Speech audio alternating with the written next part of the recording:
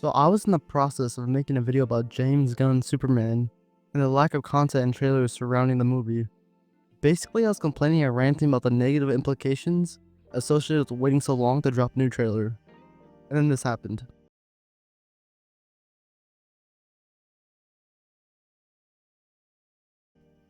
So you already knew I had to scrap that video and make a new one about the Snyder cultist hating the trailer for no reason. Because since that new trailer dropped, the marketing overload for Superman has finally gone into effect, and grown men are crying about it. Now, I have made a similar video in the past. In fact, it was my first video, and I will be referencing or reiterating a lot of points and complaints that were featured in that video. So if you want to, you can watch that video before and after this one to get the full idea, or you can just watch this one, but neither. Anyways, let's get into it. So James Gunn Superman is coming out in like around a month, and you know, since Superman is the icon that he is, and the controversy surrounding the original plans for the DCEU and Zack Snyder, everyone knows that a brand new Superman movie is coming out. I mean, the first teaser trailer legitimately broke records with how much it was viewed. And naturally, when any form of media is that popular, there will be critics and haters. But with this new Superman and the criticism and haters that surround this movie, it's like absurd. Like, I've seriously seen full-length films get less hate than these two Superman trailers. To some extent, I do get the criticism and concerns that surround the movie, and some I even agree with. Superman is the most iconic superhero of all time. Superman isn't just a superhero, he is the superhero. So I do get people sharing their concerns and criticisms, as this character is special and means a lot to a lot of people. Because of this, people are giving their general opinions and acting like normal human beings when discussing this movie. Then there's the other group of people who hate this movie for absolutely no reason. They make claims with no base for backing and act like they've already seen the movie, or they act like they're freaking Quentin Tarantino hating the production of this movie. These people are already fully hating or writing off the movie based off really nothing, just a vitriol. I feel like the real haters of this movie are divided into two sections, with the first group of people being film bros. I talked about this in my first video, but after the MCU started to decline, a lot of people started acting as if liking superhero movies is a sin, and that anyone who does like superhero movies doesn't appreciate real movies, or film as they would say. You know, these people would usually have a Letterboxd account and criticize people's favorite movies. You know the type. And the other group of haters is, of course, the people part of the cult of Snyder. Now, I'm not saying all people who enjoy Zack Snyder's Superman, or even just his DC projects, hate James Gunn Superman for no reason. Because I myself really enjoy Zack Snyder's Justice League. You know, the 4-hour version. But the people I'm talking about are the vocal minority of the Snyder fans who swear that this man can never do anything wrong, and everything he touches turns to gold. Like, it's seriously like they worship him. Each time someone mentions superheroes, they have to bring up Zack Snyder's DC movies. And since this minority of people are so tribalistic, they have outlandish or just false takes on the new Superman. Now that we kind of clarified what groups of people are hating and where they're coming from, let's take a look at the first critique of the movie and the trailers. The opening scene of the trailer, at least, not the actual movie, because, you know, it's not out. Anyways, the first scene shown in the trailer is Clark allowing Lois to interview him as Superman. During the interview, Lois starts really grilling Superman on him stopping a war without permission that had nothing to do with him, seemingly as a representation of America. And Superman starts getting frustrated with these questions, then that he just wanted to stop people from dying, and it is clear from the scene that he is facing repercussions from doing this. So what's the problem with the scene? Well, a lot of people are having problems with the acting in the scene. And I won't stick and nag on this point for too long, because at the end of the day, it is kind of hard to disprove what people think is or isn't good acting. But I will say this, there's objectively worse acting in other superhero films. And if you want my opinion, which is worth absolutely nothing, but I'll give it anyways, the acting in the first clip was good. There was nothing groundbreaking, but I mean, it's kind of hard to show groundbreaking acting in a 30-second clip. But yeah, I don't think the acting was bad. The acting, it wasn't horrible or anything, but the acting in the beginning of the trailer was only half of the criticism, and the other is so much easier to debunk because it's absolute garbage. A lot of the criticism I'm seeing from Snyder cultists are just idiotic comic book fans. Is that Superman wouldn't rash out or raise his voice when annoyed or frustrated. Or they just don't like the way he acted in the scene. First of all, the way that Clark acted isn't out of character at all. We've seen Clark getting frustrated, not being able to save everyone in shows like Smallville and the animated series, and also in the comics. And if you know anything about the real Superman, you will know that a famous saying that surrounds Superman is that he can't be everywhere at once. This saying is obviously associated with Superman not being able to save everyone.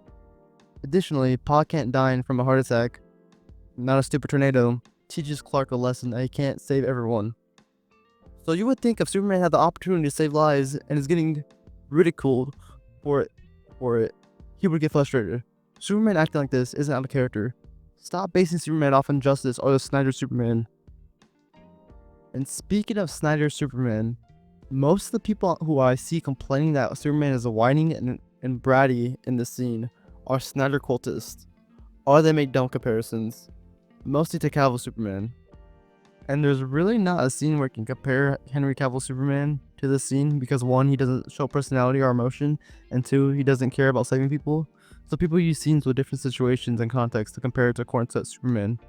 And the closest scene that we have to compare to this scene is where the courtroom blows up. And even though everyone is probably dead, Superman does nothing and has no reaction and flies away like a coward. The first scene of the trailer did receive a take, but oh boy, the whole trailer was not safe from it. So I'm just going to cover some things people were whining about. I'm not going to nitpick every second of the trailer that people have a problem with, because trust me, you will find people complaining about every frame. What I'm going to talk about is the other major talking points or criticism surrounding the trailer, which is that Superman is a carbon copy of other movies. If you've been on any social media, you have for sure seen split screen comparisons of clips from Man of Steel, Batman vs Superman, and even The Flash. To be fair, some people were just comparing for the sake of comparing, without any real intention. But then there are the people comparing the two movies to show or to prove that James Gunn Superman is copying or ripping off Zack Snyder Superman. Now, just like all the other complaints made by haters, this statement is just dumb. Anyone can do split screen comparisons to different movies and make them seem the same. In fact, you can do it with Man of Steel and previous Superman projects. And when people point this out, Snyder fans come and say the scenes had different context behind them, which is very much true. That's why no one considers Man of Steel a copy or ripoff. It's its own thing. Context matters. But with that being said, the same statements can be made about context for James Gunn Superman. Like, the movie isn't out, general audience doesn't know what's gonna happen, and we don't know the context behind these scenes. So yeah, on the surface they could look similar, but the context or weight behind these scenes can be different. Now on to the comparisons to The Flash, which honestly I don't think anyone is saying that Superman will be a ripoff or copy of The Flash. I think that these comparisons are made due to the visuals, which have been a major topic of discussion surrounding this movie. Honestly, this topic of visuals is actually mostly civil and directives. I say mostly because, some little Snyder fans sneak in and make it hated and some people think that the movie looks ugly or others just think it looks amazing. And if you want my opinion, I'm in the middle. From the trailer, there are shots in there that look weird to me, not ugly but just weird. But then there are shots that actually look amazing and really good. But that's me. You see vastly different reactions and opinions on how the movie looks. Everyone has a different opinion. Some people complain about the color grading, which could be the reason for some of these weird shots, but I don't know. But back to the Flash comparisons, because guess what? The Flash and Superman have the same cinematographer. So people are thinking that's why the movie looks how it looks. Because The Flash is generally considered to be an ugly movie. But here's the thing. All the problems The Flash had visually was due to its god-awful CGI and not the cinematography. The cinematographer in question has proved his work on multiple occasions. He has worked on all of James Gunn's projects excluding Peacemaker since Guardians 2. And a lot of those movies look very good visually. He has been nominated and won multiple awards for his work. So I don't think it's fair to say that the cinematographer is at fault for the visuals. Because at the end of the day, the director has final say, as it is his movie. Another comparison made with The Flash is the CGI. As I said before, and what many people are aware of, is that The Flash has horrible CGI, and many people also think that the Superman movie appears to have horrible CGI. In my opinion, I don't think the CGI is bad, but many have this opinion about Superman. And just like the cinematographer, people are blaming the visual effects studio. I'm probably gonna get this pronounced wrong, but I don't know. Weta FX for the CGI, as they also worked on The Flash. Now, this is true, but Weta FX isn't the only company working on the VFX, which people are making out the same. Each time I see a video, they're like, the same people who worked on Flash worked on Superman, which is true. But Weta FX is only 1 out of 4 companies working on the VFX on this movie. The other companies who are working on Superman have worked on movies like Dune 2, Alien Romulus, and Endgame. These companies are very capable and proven companies. Even if we do think the CGI for Superman is bad, pretending that the company behind the Flash's CGI is the sole company working on the effects or Superman is bad faith. Now I'm gonna talk about the suit, but honestly, I've seen less and less people complain about it. I honestly see more people whine about David Cornsweet's actual facial structure, which is just weird. And plus, you really can't clear up or disprove someone's opinion on a suit. I mean, it's just an opinion. But if you want mine, which none of you do, I think the suit is just okay. Since I was a kid, I never liked the Kingdom Come Superman S, and they have decided to use it. Which I get, but I don't care for it. I also think that suit is not tight enough. You honestly really can't see the muscles Cornsweet has put on for the movie. And when Cornsweet Superman was revealed, some people were saying that DC doesn't want a manly or masculine Superman and stuff like that. But in reality, they just don't want another skin tight suit, which I get, but still wish the suit was a little tighter. Additionally, I hate these random lines on the suit. But that's all my negatives on the suit. I love the colors, the logo on the cape, the hair, the belt, and especially the underwear. Now, I left this as my last talking point in this video, as a little treat for the people who made it this far. Because in all honesty, I'm surprised people aren't talking enough about this. There are some Snyder cultists that fully believe James Gunn is showing nepotism in his Superman movie. Now, you're probably wondering, what do you mean by this?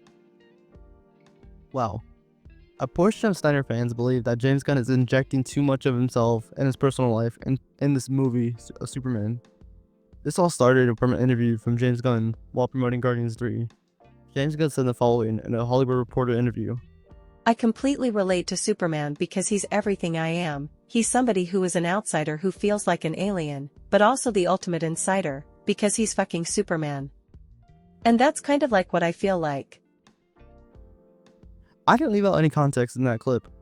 James Gunn did just say that. It is kind of a weird thing to say, to compare yourself to Superman, a hero that everyone should try to be more alike. But here's the thing. This statement really doesn't matter if the movie is actually good. If the movie's good and it has an accurate Superman, I don't think I should care about how James Gunn feels about the character. Because at the end of the day, the movie and the character is good and accurate. But if the character acts too much like James Gunn, or you can just tell like he had liberties with it, that's obviously a problem. But so far I can't have an opinion on it because the movie's not out. Another way that people think that James Gunn is injecting himself into the movie is through Krypto. I don't know how to pronounce it like that. James Gunn has been pretty open that Krypto featured in the Superman movie is based on his own dog. I guess that this subset of fans are mad that we aren't getting a more comic accurate Krypto the dog, which I guess some people could take issue with. But at the end of the day, it's a dog, not like a human character with speaking lines. But that might be my own opinion. Maybe more people would be upset about a non-accurate Krypto. But it's funny how Snyder fans are the one complaining about Krypto when they don't like him in the first place. In my first video about this, I went over how much Snyder fans hate Krypto. But you know, if you're a Krypto fan or a Snyder fan, it's 100% fair not to like Krypto's portrayal in the new movie if you're a purist. Now that I'm done talking about haters and Snyder cultists, I gotta talk about another group of people. The James Gunn fanboys.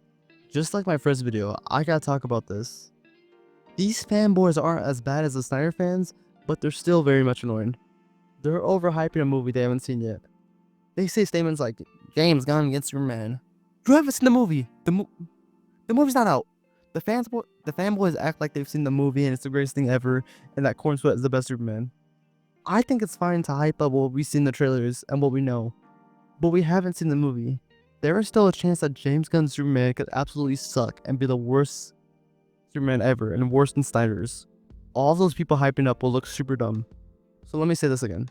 To Snyder fans, James Gunn's Superman has the chance of being the best superhero movie ever and having the best Superman. And to James Gunn fans, this movie could suck and absolutely fail. The movie isn't out yet, so both sides of the spectrum making these claims are looking dumb. But anyways, Strip John Jones.